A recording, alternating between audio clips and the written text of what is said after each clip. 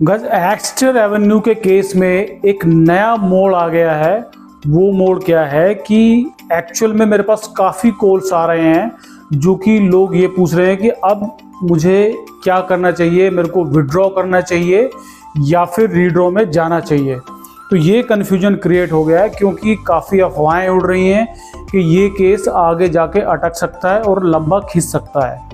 तो मैं आपको एक छोटा सा रिव्यू आपको देना चाहूँगा कि सब लोगों का कन्फ्यूजन ख़त्म हो जाए। काफ़ी लोग इससे अवेयर हैं, लेकिन कुछ लोग ऐसे भी हैं जो कि कन्फ्यूजन में है क्या करना चाहिए और आगे इस केस में क्या हो सकता है। पहले मैं आपको बता देना चाहता हूं कि इसकी हिस्ट्री आपको पता होगा, लेकिन थोड़ा सा मैं पीछे जाना चाहता हूं कि इसमें 3 पार्टी बन चुकी है। पहली पार्टी है जो कि ड्रॉ 2200 लोगों के बीच में हुआ था और जिसमें कि 708 लोगों का फ्लैट निकल गया। वो लोगों ने जो है 20% पैसा बिल्डर के पास जमा कर चुके हैं क्योंकि उनके पास डिमांड आ गई थी। अब टाउन एंड कंट्री प्लानिंग ने इस ड्रॉ को कैंसिल कर दिया है। तो अब वो लोग जो उनका पैसा फंस गया है, जिनका कि ड्रॉ में नाम निकल चुका था, अब वो क्या करेंगे क्योंकि उनका पैसा तो ऑलरेडी फंस चुका है। उनके पास एक ऑप्शन है कि वो कोर्ट में चले जाएं, पहली चीज़, या फिर टाउन एंड कंट्री प्लानिंग क्या निर्णय लेगा उनके पैसों का, बिल्डर से कैसे बात करेगा, क्या उनको रिफंड किस तरीके से होगा। दूसरा केस ये होगा, तो अगर एग्जिस्टिंग ड्रॉ में जिसका फ्लैट निकला हुआ है उनमें से मेरे पास इस तरह की कुछ मैसेजेस आ रहे हैं, कुछ एक ग्रुप में मैं ऐड हूँ जिसमें कि 500 से 600 लोग ऑलरेडी रेडी थे आगे कोर्ट में केस फाइल करने के लिए। सिर्फ वो लोग इंतज़ार कर रहे थे कि टाउन एंड कंट्री प्लानिंग पुराने वाले ड्रॉ को कैंसिल कर दे, उसके बाद उस नोटिफिकेशन की कॉपी के साथ वो आगे कोर्ट में केस दायर करेंगे या स्टे लेंगे कि हमारे साथ जो नाजायज़ हुआ है उसके वजह से ये फ्लैट हमें ही मिलने चाहिए, या फिर कुछ ऐसा समाधान निकालना चाहिए कि उनका जो 20% पैसा जमा हुआ है वो उनको जल्द से जल्द वापस मिल जाए, साथ ही साथ विद इंटरेस्ट मिले। अब ये बात तो town and country planning return में कोर्ट को दे चुका है कि इस ड्रॉ में सॉफ्टवेयर के कारण कुछ गड़बड़ी हुई थी, जिसके कारण 51,586 लोगों में से केवल 2200 लोगों के बीच में ही ड्रॉ सॉफ्टवेयर ने किया और उसमें से 708 लोगों को निकाला गया। अब क्वेश्चन ये आता है कि बाकी के लोगों के साथ तो अन्याय हुआ एक तरीके से देखा जाए, लेकिन अगर दूसरी तरफ देखा जाए तो 2200 लोग में से जो 708 लोग थे वो भी इस बात के दोषी नहीं है, क्योंकि उनको तो पता ही नहीं है कि 2200 के बीच में ड्रॉ निकाला गया और बिल्डर ने उनके पास जो है डिमांड भेज दी और उन्होंने पैसा भी जमा कर दिया। जब ये लोग कोर्ट के पास जाएंगे अपना केस दाखिल करने के लिए, तो कोर्ट के पास क्या ऑप्शन होता है ये मैं आपको थोड़ा सा एक आइडिया बता देता हूँ अपना। कोर्ट को पता है कि ऑलरेडी ये रिपोर्ट वहां पर जमा हो चुकी है कि सॉफ्टवेयर में प्रॉब्लम थी। कोर्ट ये निर्णय दे सकता है कि जो उनका पैसा 20% जमा हुआ है वो विद इंटरेस्ट उनको जल्दी से जल्दी वापस किया जाए। पहला ऑप्शन ये दे सकता है। अगर बहुत से लोग ये कह रहे हैं कि हम इसको स्टे लेके और ये फ्लैट हमें ही मिलना चाहिए, तो वो चांसेस नज़र नहीं आते हैं। उसका कारण ये है कि कोर्ट कभी भी अनफेयर डिसीजन नहीं लेगा,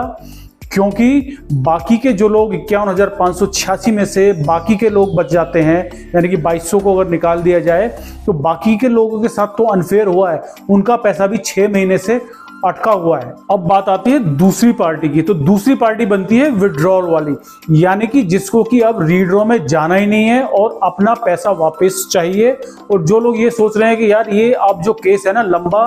खिंच सकता है, हम तो अपना पैसा लेके और हम बाहर निकल लेते हैं, तो उनके लिए मैं बता देता हूँ कि 2-3 दिन में ऑप्शन विड्रॉल का आ जाएगा और जैसे ही विड्रॉल का ऑप्शन आएगा वो उस बटन पे क्लिक कर देंगे। क्लिक करते ही उनका विड्रॉल हो जाएगा और विद इन 1 वीक जो है उनका पैसा उनके अकाउंट में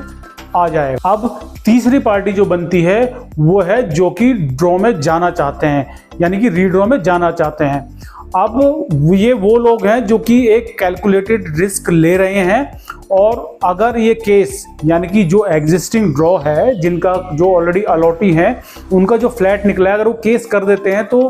क्या हो सकता है, ये केस थोड़ा सा लंबा खिंच सकता है। यानी कि हो सकता है कोर्ट इसको 1 महीने में डिसीजन दे दे या डिस्पोज ऑफ कर दे, या फिर हो सकता है कि ये केस 2 महीने, 4 महीने, 6 महीने खींच जाए तो तब तक ये हो सकता है कि ये प्रोजेक्ट होल्ड पे चला जाए और जो लोग ड्रॉ में गए हैं, जिनका नए ड्रॉ में नाम निकल जाएगा, वो फंसे रह सकते हैं। तो इस तरीके से ये 3 पार्टी इसमें बन जाती है। अब मेरा सजेशन क्या होगा, क्योंकि बहुत से लोगों का कॉल आया, मेरा सजेशन ये होगा कि जिन लोगों का ऑलरेडी ड्रॉ में नाम निकल गया है वो, क्योंकि बाकी के साथ अनफेयर हुआ है, अनफेयर आप लोगों के साथ भी है, लेकिन अगर आपको विद इंटरेस्ट पैसा मिलता है तो उसको लेकर के आप इस ड्रॉ में जो अभी रीड्रॉ है उसमें कंटिन्यू कर सकते हैं। दूसरा, जिनका जो कि अब ये असमंजस में है, कंफ्यूजन में है, कब और आगे क्या करना चाहिए, क्या हमें जाना चाहिए,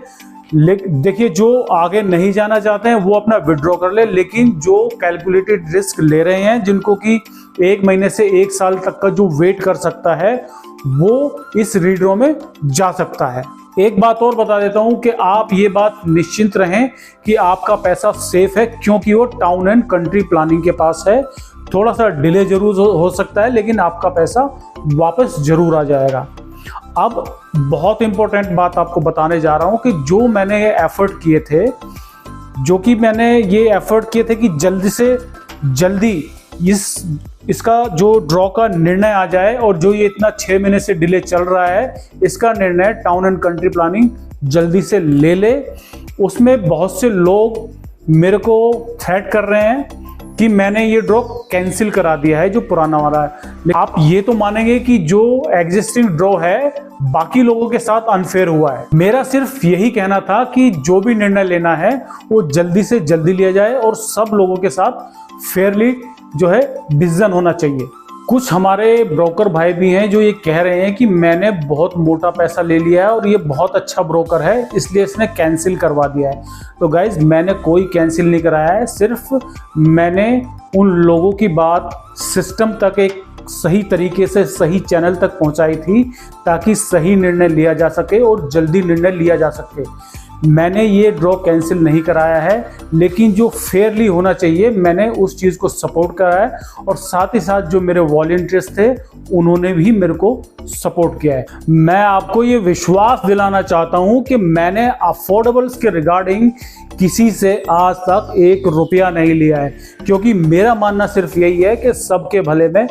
अपना भला, और मैं आप लोगों से सिर्फ जुड़ना चाहता हूं। अगर आप लोग मेरी बात से सहमत है तो इस वीडियो को लाइक कर देना, और साथ ही साथ अगर आपने मेरा चैनल अभी तक सब्सक्राइब नहीं किया है तो इसको सब्सक्राइब जरूर कर लेना, क्योंकि आने वाले टाइम में